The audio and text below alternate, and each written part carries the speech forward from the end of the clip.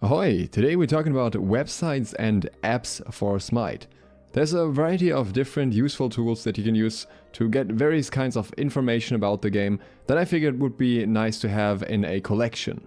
Many other lists are outdated at this point and still include things like Smite Pro builds, which no longer exist at this point, unfortunately, so I figured it was time for an update. The first website on the list, and one of my personal favorites, is casualsmite.com.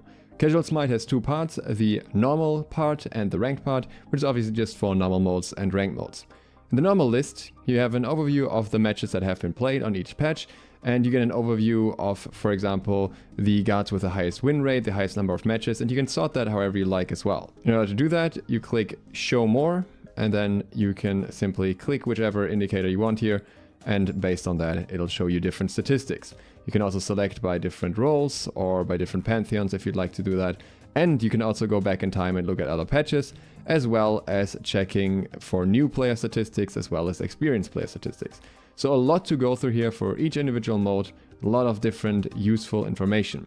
If we click on an individual guard, then you see even more statistics for them. I've shown these quite often, so I don't need to tell you all too much about it, but you can see things like win rate here, KDA, pick rate, damage and healing, and so on. We also see popularity and win rate throughout patches, and we see the most popular items and the most highest win rate items. Take all of this with a grain of salt, because for example, if you pick an item with a very high win rate, this might be because it's super niche and super awkward to use and only with a low number of matches, but that goes for every statistic. With the same thing for relics, and also some combination of which guards are good together or bad together, though those are also based on limited data, I would say. And then we have the ranked version of that. Obviously you have some more filter options here. So in this case you can filter specifically by the ranks as well, and I could for example say I just want to see what's going on in gold. You can also filter for specific areas, so Platinum Plus is above Platinum and including Platinum as well. Whereas Diamond Plus is Diamond and Masters and Grandmasters and so on. So you can get some more specific data to see how a guard performs, for example, on the highest level of play. Here you then also see the win rate for the different ranks split individually, so you can look into that in more detail. Now, there is another website that does a very similar thing, and that is Smite.gg. Smite.gg basically gives you the same information primarily for ranked. You can also filter it depending on the rank that you want to see. But the problem is that this is usually a bit more outdated. As you can see right now, this is updated to patch 8.5, whereas the patch that we're currently on is 8.6. So you just get the information a lot later, and often that's not when you need it. These statistics also seem to be slightly different, especially if you look at the highest ranks. I'm not quite sure what creates this disparity, and it seems that the higher ranks are weighted differently against each other in some cases. So this leads to some relatively confusing stats if we look at a guard like Anubis, who has a significantly lower win rate if we look on Smite.gg than he has if we look in the individual ranks on Casual Smite. I don't know 100% which of these websites is more accurate, but usually I think the data from Casual Smite is more reliable, because Hi-Rez has specifically said that they compare their data with the stuff from Casual Smite sometimes, and it adds up with their own results as well. So I would think that Casual Smite is a little bit better to use these days, but that doesn't make Smite.gg a bad website. It's just a slightly different layout, slightly different information that's presented differently, so it's still worth using. Next we have Smite Guru.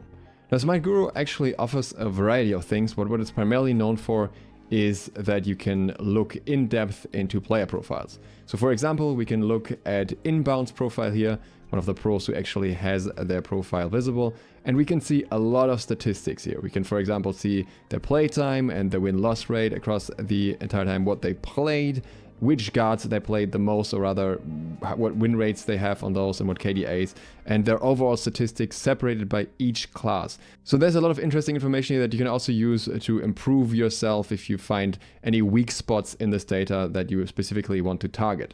Obviously you have data for ranked specifically here as well, and this is also separated by the individual queues. You can also see which guards that player is doing well with in ranked or not, what win rate they have on individual guards in ranked. And if we look, for example, back here, we could see what has been happening in Season 5, so that's pretty cool as well. And then the same statistics exist for casual or for the individual guards as well. If you want to have some more information how the player performs with all guards, then there's a more detailed breakdown here as well. And obviously very important is also the match history. This is especially interesting if you're looking to see what a pro player has been building or how he's been performing with a particular pick. Unfortunately, a lot of the pro players have their profiles on private, but among those who don't, you can get a lot of interesting data. Now, the problem is that if you put your profile on private, it will no longer update on Smite Guru, even for your own. And if you unprivate it afterwards, it will also not update it, so that will kind of screw your data. So you have to be aware if that is something that's important to you, then you shouldn't hide your profile, whereas there may be other reasons why you may want to do that. Now, that is not all that Smite Guru offers though. They also offer guides, which you can look at here, which are just written by random players and not particularly sorted. There's just a voting system and that's basically it. And not too many contributors here. And likewise, you can also go for builds. Now with the builds, it's a little bit more interesting because these are sorted by popularity and not just by what players write up. So you can see what the most popular items for each guard and each slot are. So this is why you see repeating items here, for example with Morgan Le Fay. In the 4th slot, Soul Gem is very popular. We can also see it in the 5th slot or in the 6th slot. And then we also have the tier lists. Again, these can be written by anyone. So for example, let's click on this jungle tier list here. I would probably find a fair bit that I disagree with here. But it is just, you know, open for everyone to use. So you can just use it yourself if you want to make any specific tier list. So overall, Smite Guru definitely has a lot of useful tools, and it's also a good way to check if someone's claiming they had a specific rank in a specific season, if that was actually true. Then, in terms of build websites, we also have to mention SmiteSource. SmiteSource is completely owned and handled by Weekend, so this is something to be aware of. That's why you find his stream here and his newest video. And he creates individual builds for guards here, along with some other pro players, with some of his friends. And you can see, for example, here we find an Arachne build, or various Arachne builds to choose from. The problem with this website is that it is not that regularly updated for a lot of guards. This is actually a particularly updated build right here, so this is one that would actually still be pretty decent, but with how quickly items change in Smite, I often ended up finding that these builds were not up to date anymore. Some of them are also the same between guards. So for example, if you look at the support builds here, we have the support peel build, which is basically for all supports. So it doesn't really take the individual benefits of certain guards more into account. And that is something worth keeping in mind. So I think the website can be used sometimes, but it wouldn't be my first source to go to for item builds. AwesomeSmite.com does things a little bit differently. They post pro builds, but only the most recent 200 builds from pros who have their profiles visible. So you can see here that there's a lot of solo or troll here, a lot of inbound, of Cherio, because those are the pros that are actually showing their builds. So these are their builds from ranked. That is important to keep in mind. We get some other ways to get pro builds later. And sometimes they can be a little bit trolly, but overall I think these are still very useful. And you can search for each guard here. Now the problem is, if a guard wasn't played in the last 200 matches, then there won't be any build for them. Or if it's just played one time, then there's only just one build. So it depends a lot on the popularity of the guard, but if you're looking for a build for a popular guard, there's a good chance you'll find a decent one here. There are also some additional statistics here, which are similar to some of the other websites that we already looked at, so we don't really need to look at them separately. Next we have Smitefire. Now Smitefire is a little bit infamous for some of its more wonky build guides, and that is something worth keeping in mind.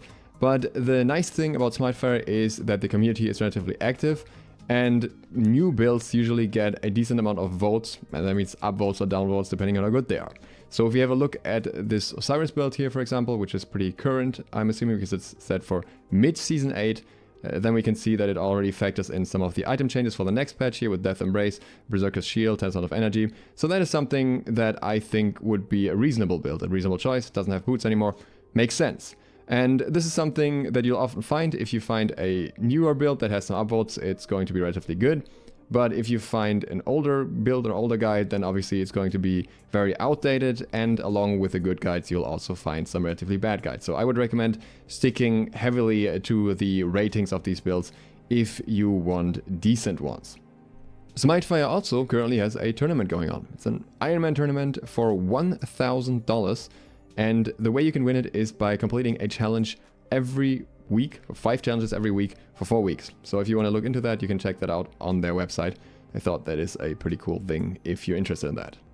Now when it comes to websites, we also can't forget about SmiteProLeague.com, where we get all the Pro League info. For example, you have the schedule here and various other bits of information. Unfortunately, it's pretty empty right now because it's already a reset for the second part here, and we don't actually have all the details. Normally you can get a lot more information about the individual games and the builds that were used in those games and so on, but that's not there right now, and it will be updated again once the next split starts.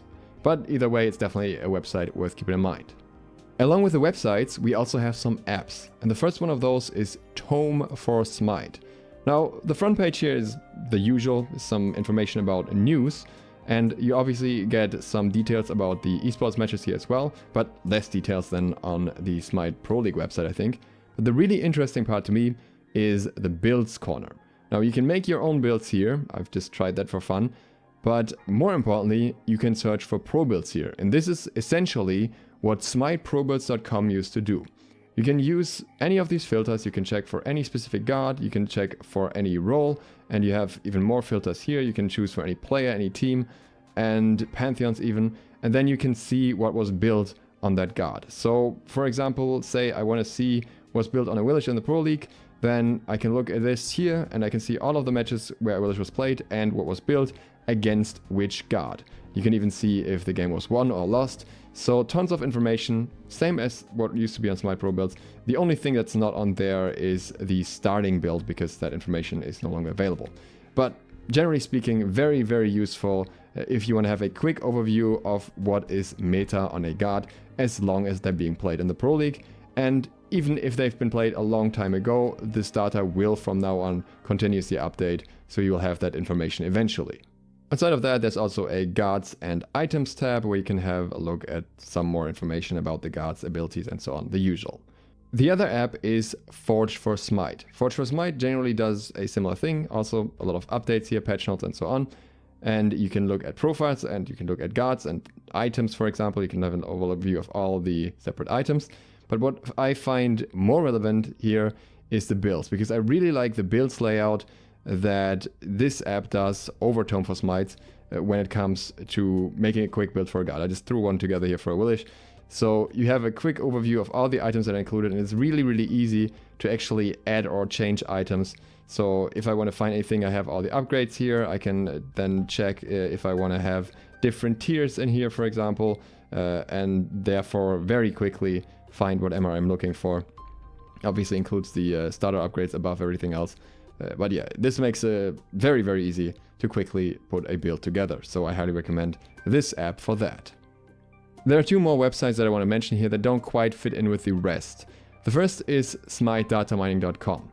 Here you can get information for upcoming data mining, but this is not quite like the other websites. Obviously, this is specifically for data mining and what is coming in upcoming patches. And the other thing I want to mention are two Reddit profiles.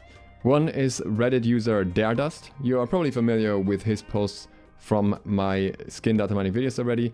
Those are the posts that are the basis for that. So he always digs into the data mining for files individually and has some different information from SmiteDatamining.com.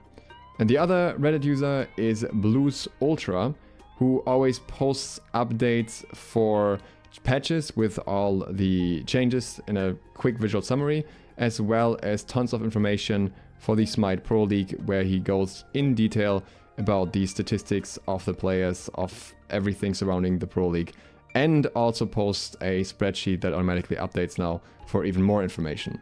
So if that is something you're interested in, then I would recommend checking that out as well. Between all of these things, you have a lot of information for guard performance in casuals and ranked in the Pro League, in terms of builds for them, both from a casual and a more competitive perspective, and tons of other things that you can use in various ways. I hope this helps you out and hope this was interesting and insightful. If you enjoyed this and you're new to the channel, feel free to sub button and maybe the bell so you get notified of other upcoming videos. Thank you for watching, and thanks to my patrons for making this video possible. That's That Nick Walker, Drain Brennan, Zelaria, Zed the Undead, Nevitz Jr., Rawas, Angel, Eric's88, Z Ferroli, and everyone else you see here.